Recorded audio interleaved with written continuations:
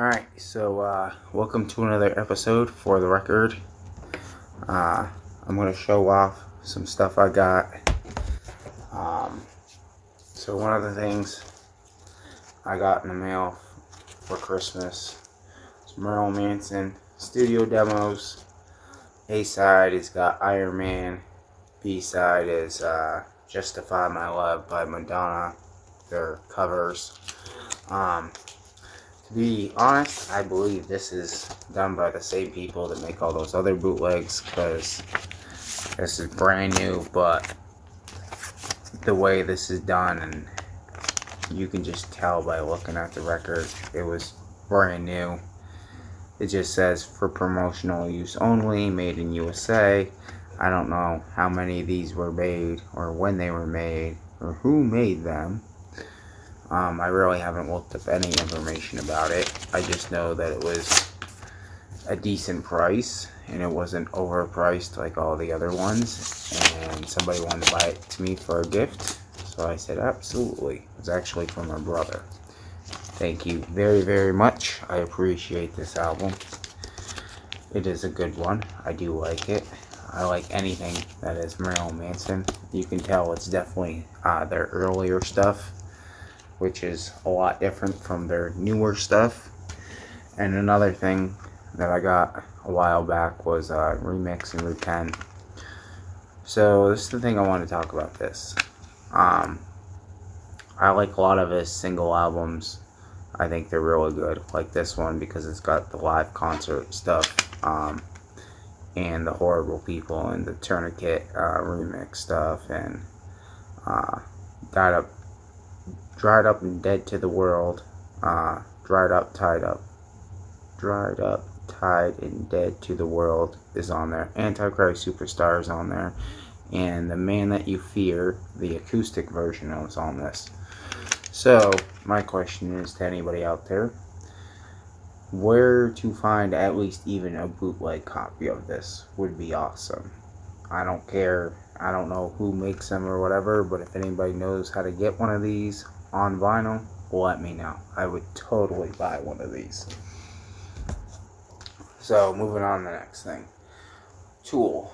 Fear Inoculum. Okay, this was released August 30th, 2019. Recorded through March 2018 to January 19 in Los Angeles. Henson Recordings, Untitled Recordings. Basically, this album is 86 minutes and 38 seconds long. It's on Volcano and RCA. Volcano came out in 1996. Released albums by Tool, 311, Size 14, Weird Al Yankovic.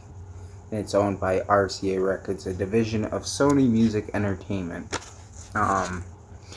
This album, you can buy it on bootleg for vinyl. It's super expensive. So when we talk about Tool, so to understand Tool, you need to go back to the beginning, to when Tool first came out. I own some of their records. I don't own all of them.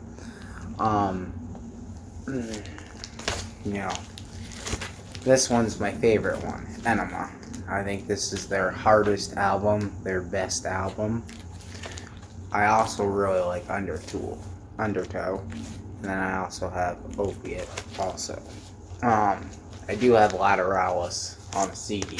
I don't own it and I don't own 10,000 Days. I only own that one on CD too. But this album right here, I believe, is an amazing album. But is it their best album? No. This is the downloadable code thing. I already downloaded it. And then this is the CD. I don't feel that this album was hard enough. Maynard didn't yell enough. I don't know if he's just getting too old where he doesn't want to anymore. Which, that's cool. This is a very good Tool album. If you listen to it, it's definitely Tool style. The riff, though, I feel like they've sold us the same riff for the last 3 albums, and I'm kind of honestly sick of that part. So Suggestion for the next Tool album, please make it more hardcore. Please go back to yelling and more swearing, please. Like, this album has one swear word, and I know swearing's not everything, and you can make great albums without swears. And yes, that is true. I'm not saying that. I'm saying that this album would have been better that way, I feel like, personally. If you guys have ever seen an older Tool concert back in the day, where Maynard used to be a little more, do his dress up thing where he'd be like a priest or, dress up as a woman or whatever, and he does his little outfits too on stage and says some foul stuff. So, I mean, I'm really surprised how dumbed down this is. Like, there's not a lot of lyrics in this, I feel like. Not as much as a normal Tool album. I feel like we had more instruments in this album than normal. Like, we had instruments before, but I just feel like there was more content to it than this one has. And like I said, I'm not knocking this Tool album. I do like it. It is a good album. But if it was 1 out of 10, I would say it's a 7. Only because Enema is their 10. And I would love an original copy of that one of these days. But it's so expensive. I just don't have the money for it. I mean, if somebody out there has one and they don't want it and they want to sell it to me for a good price, by any means, hit me up. Also, if anybody wants to send me any records, I will be putting a mailing address down below soon enough. I have not went and got my P.O. box yet that I've wanted to. But like I said, I just moved into this place. It's been hectic. I gotta pay rent. I'm one person paying all the bills by myself. So, and I think this one was cheaper only because it didn't have the actual video in it. The other one had the video. I have the video downloaded. It's on my phone. It's really cool. I like it. But I do love that, though. That is one of my favorites. Look how cool that is. I've always been a big fan of their artwork, but I felt like this artwork was overkill. Like, they should have had, like... Remember how in Enema they had, like, a couple different things that really stuck out, like the one eye, and then like on the CD where it had like the dude with the head up his ass or whatever and stuff, like, and then the front cover how it like reflected, and then when you open up the CD it reflected, where this is just so much. I mean, it's like a 50-page booklet, and that video's like, what, 10 minutes long or something. It's cool, don't get me wrong, and it's definitely different. Definitely Tool style, but I feel like it's just definitely different from what I expected. I expected a harder album. Like, that's wicked cool right there. I definitely like that one a lot. There's some of these in here that I just don't even care about, you know what I mean? Like, yeah, that's cool, but realistically, could have been without it. Now that's cool right there. Let's see on the back page. See it. And upside down like that. That's how it's supposed to be, like that. And then it's got the cards on the inside. I don't know. What do you guys feel about this album? I feel like it's definitely Tool style for sure.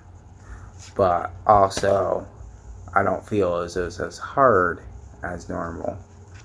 Like, I felt like they were pressured to do this album, like it wasn't that they wanted to do this. Like, I feel like Enema was done, we're now Maynard's in other bands, and they all have side projects or whatever, and it's just all different. Kind of like the whole Slipknot, Stone Sour situation where He had the guitars more focus on Slipknot and stay out of Stone Sour's last album. Then I heard Stone Sour wasn't as good as normal, but the new Slipknot album is like pure amazing. And I felt like Slipknot's was better than this. And that's just my personal opinion. I mean, you're all allowed to have your own opinion. I'd like to know what you guys personally think. I think this was a great album, but was it worth like $60, $70 when it first came out? Like, you couldn't just put it on a regular CD or put it on a regular vinyl. Like, if they would have just put it on vinyl and made a regular CD, they would have still sold just as many copies. Probably more, because more people would have been able to afford it realistically. That's why I went out and bought Slipknot, because I was able to afford it. I couldn't just go out and buy this one. Even this copy right here was like $30. And that's still expensive. Like, yeah, you can get it online for like 20 something, you know, almost $30. But that's about the going price for this. And then the other ones, anywhere from $50 to $70. It was $70 at Newberry Comics. I couldn't justify spending $70 on a CD. I'm sorry, it's just not happening. It's not like it's on vinyl, which is my preferred format. No, they put it on CD. So, you know, it is what it is. And I remember when CDs took over vinyl and nobody wanted vinyl. And I get it. I understand. I remember the 90s. I loved the 90s. But, you know, like this right here. Okay. The cardboard casing for these records. This one is really nice, okay? See how glossy that is? That came out really, really nice. I love this album. But there was no insert for it. But it is a smoked. But as you can see, it is warped. It does play. It's warped as fuck, though. Like, I was pissed about that. Same thing with this one. This one's really not warped as bad. This one actually way more flat than the other one. The other one came like this, it would have been fine. But it did. That was the point. And then, like, if you look at these labels, they'll just have those numbers right there. And then they say A, B, C, or D, like all the other ones. And then, on a side note, I will be doing another Marilyn Manson video soon. I did order another Marilyn Manson album not too long ago. Should be here soon. It's the white edition of Antichrist Superstar. I'll be doing my review on that one really soon, just so you guys know. I hope you all had a new year. Welcome to 2020. Let this be the greatest year of vinyl ever. For all you vinyl lovers out there, hopefully we have a great year. Let's get this done. I hope to make videos almost every week for you guys. I'm going to try to. The other video you guys got coming soon is I'm actually going to do a review on my turntable. I have an old school Pioneer. It's from, I think, the late 60s, early 70s. I believe the earliest I can find manufacturing on that is 74, I think. I'm not 100% honest. I'll have to go look it up again and look up all the specs.